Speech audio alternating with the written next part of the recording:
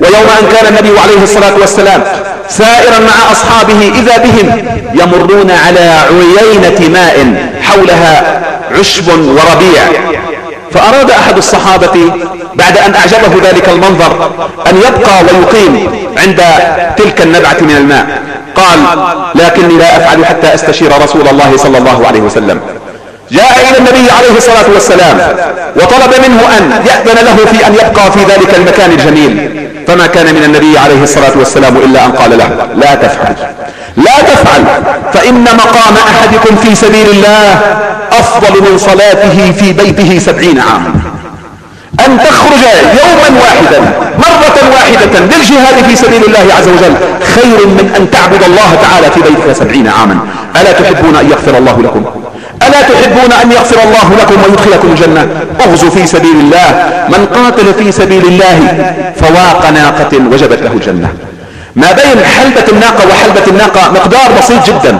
قال: من قاتل في سبيل الله هذه الفترة الوجيزة ما بين حلبة الناقة عند الصباح وحلبة الناقة عند المساء وجبت له الجنة. الله أكبر يا إخوة. لابد أن نقلب نحن جميعا نسأل الله العافية ولا نتمنى لقاء العدو، كما قال النبي عليه الصلاة والسلام: لا تتمنوا لقاء العدو واسألوا الله العافية. لكن إذا فرض علينا قتال العدو، إذا فرض علينا مواجهة هؤلاء الظالمين المجرمين، فما الواجب؟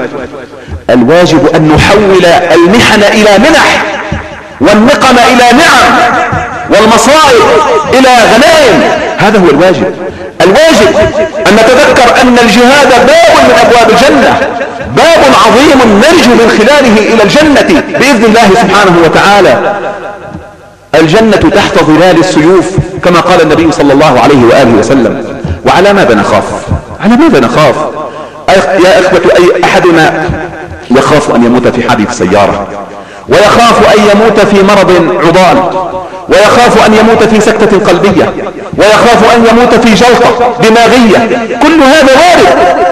لماذا لا نجعل أحد الاحتمالات لموتنا أن نموت في سبيل الله عز وجل؟ وما المشكلة في ذلك؟ ما المشكلة أن ينال أحدنا أجر الشهداء؟ والشهيد عند الله سبحانه وتعالى أجره لا يعلمه إلا هو.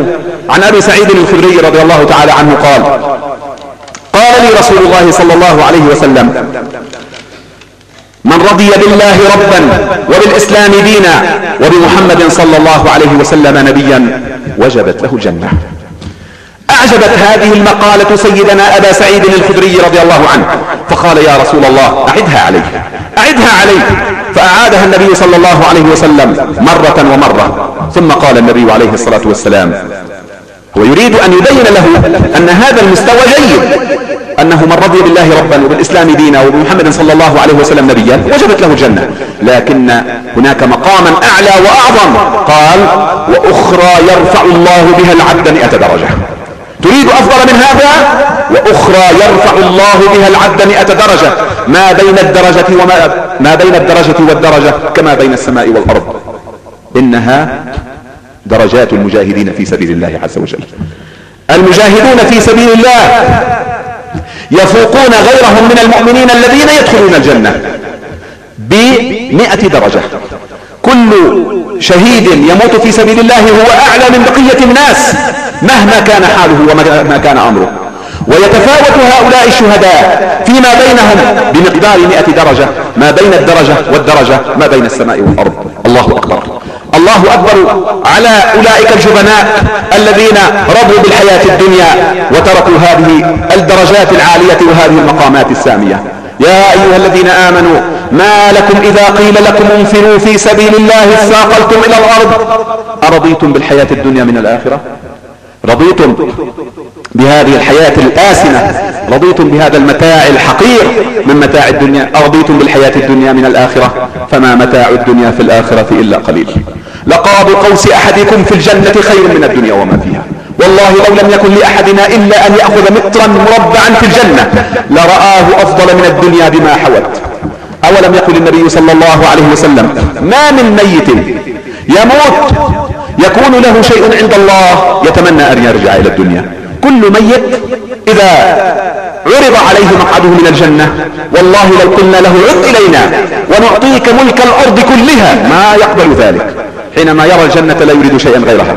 ما من ميت يموت يكون له شيء عند الله يتمنى أن يعود إلى الدنيا وله ما عليها، لكن هناك شخص يتمنى أن يعود إلى الدنيا إلا الشهيد يتمنى أن يعود إلى الدنيا ليقتل في سبيل الله 10 مرات، ليقتل في سبيل الله 10 مرات لما يرى من الكرامة.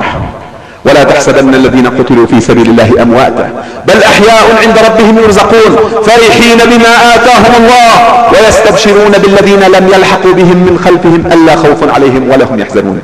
والله يا إخوة رغم أننا نتألم، رغم أن قلوبنا تتقطع حينما نرى الدماء تسيل، لكن نحن نعلم ونوقن أن هؤلاء الأبطال يا ليتنا مكانهم، أن هؤلاء الأبطال لا يجدون ألم الموت كما أخبر النبي صلى الله عليه وسلم إلا كما يجد أحدكم ألم القرصة.